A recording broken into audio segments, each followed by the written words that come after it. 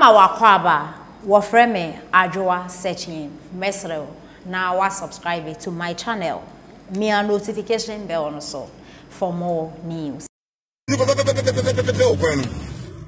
Kanu emwache mienu somu ya aja da sa kwandi tinu ayen se de kana se ampa tell say nipa na wudi abanitirim because yaka jo mahama nko say until you say opeso tire we say road minister sabi na onmunyansa sabi na na do onmunyansa ana wo mo anko test at the same time so kanu why did you go test here no one more air kono speed ye o se nkomo emfe nkono mo de koye enti no ni nyina na kire se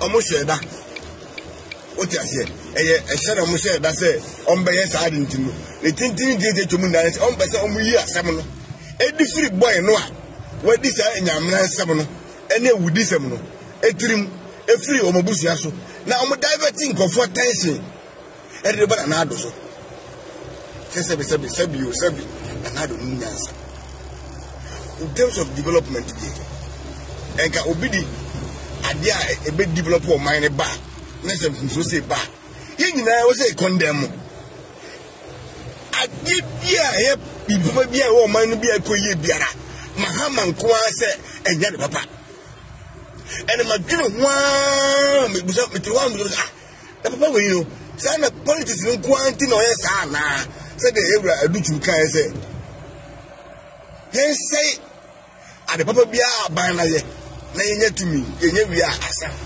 yenya wi ni nkofo na de that is their aim keke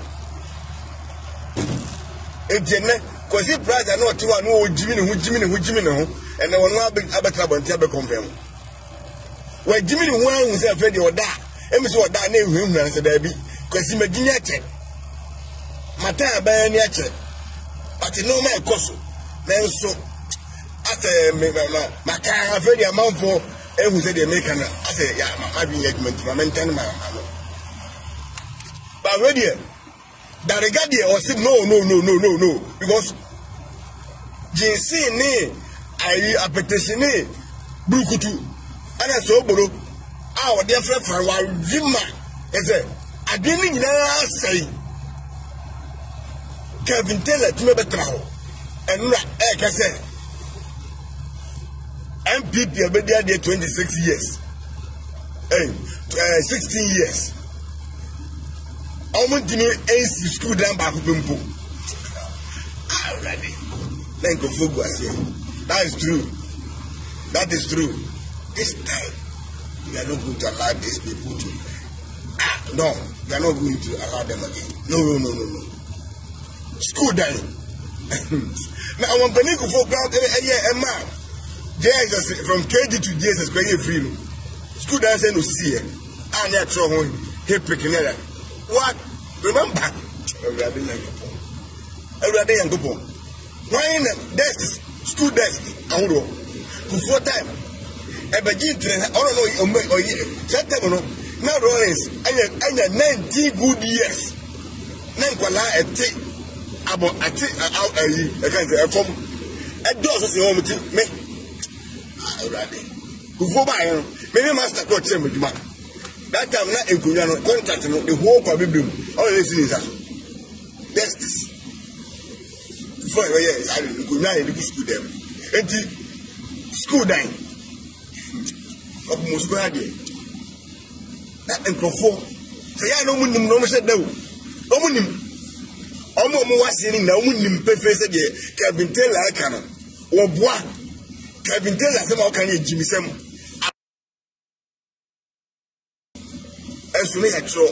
thank you, bro.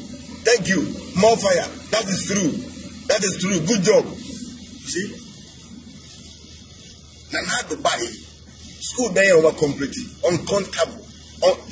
Uncountable. Now, for example, who say MPP, buy when you're school down, you're yet to be for 16 years. You're yet to.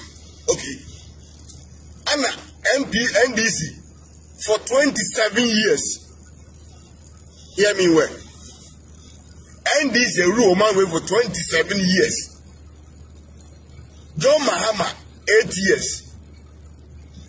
Only now you can say not Thomas.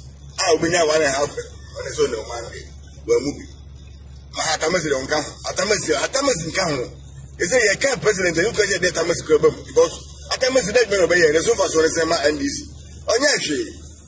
And John advising Mahama every 8 years. Lawrence, the Omasa Trabo, and the no. Nipa half cry nyasa send dia kan nyina ska no abedi buktum in one occasion so ska 1.4 million Ghana cedis no o yusu 1300 pe saska na kan nyina ajira now just look at this on my sika na yede amount se tra no obedi bi kura na he said, I know you too much. T 78 no, me ensa pe bi ne aka ho. Di aka kra de doso. Enti o ye di na sem no no dwen se o ese wotimi dwane enti o kwesere kwan ye o Mr. Mama kwan na me ko hem ho yade. Sa! O kokra.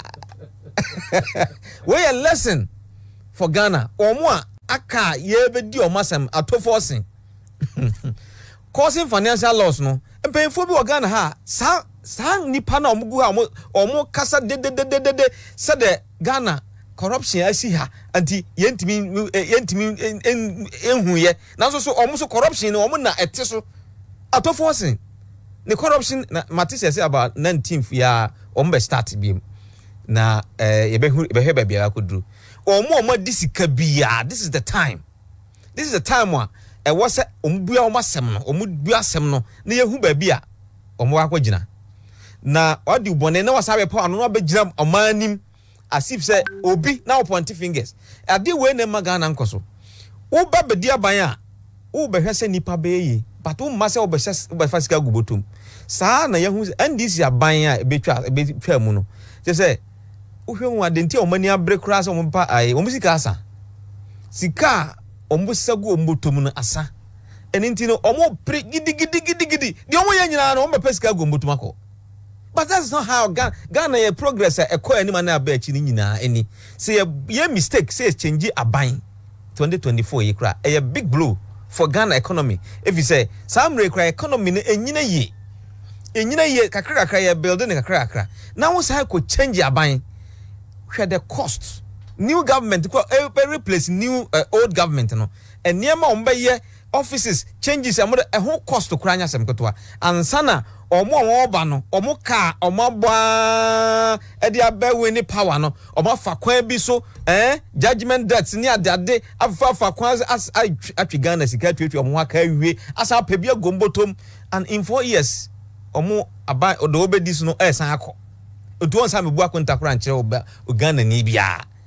It is a Ghana for say yes ye pe oman ye dia the NDC are buying to come to power in 2024 emuso kase kosika wo oman mu no ombesisa gombotom said the yahu say obi buy a ono so besisa sika a wode ekwe 78 count one administrator ono so cause 5 years 5 years yes ehia say omoye more eno na Ghana fo bebre ehwehwe omo wo Ghana omo wo amanane omo ntiase de ntia Ghana fo no bi betena oman so tena oman sika so na omo disika no a new government ba omo kan that omo kan sa omo wo corrupt ye beti sa so omba so a emfie bebre na yehunu de ekọ but I think say good news say yehunu say I started ba we want to see atoforcing say ono so de no ebehunu de akosi Kwasi ono so obuga na mra so no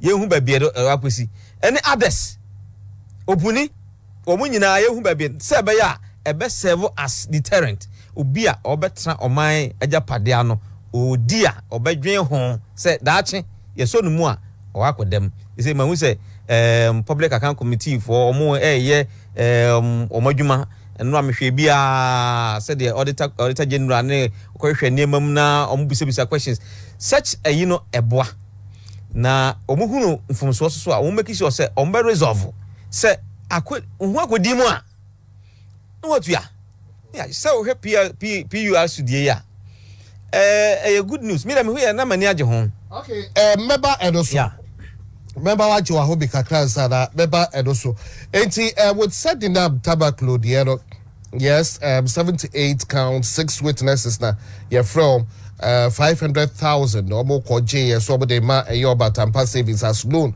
no omo wie obo sa koje sika no kra free omo say interest number no sika no so obo fan ko to be a eda 1.7 billion cedis obo de yes sensitization no yes part omo use na ne ya kra ne sekantamanto fire for na saben kan say ejabi eto honom ai so obo chesika edema omo a eja ase omo de ma no so a edo so a sikala nheda anko enti obi esu na chese de ho akire no na bubetumi aboa no edo no so a sika no eja to ho mo fa sika no emwa omo amfa sika no anko boa in full yes omo to eye cars eto eye Samsung phones bi edo no so no utumu say 10 cedis a no mo aye be 50 cedis 10 cedis omo discard to boom boom boom boom boom boom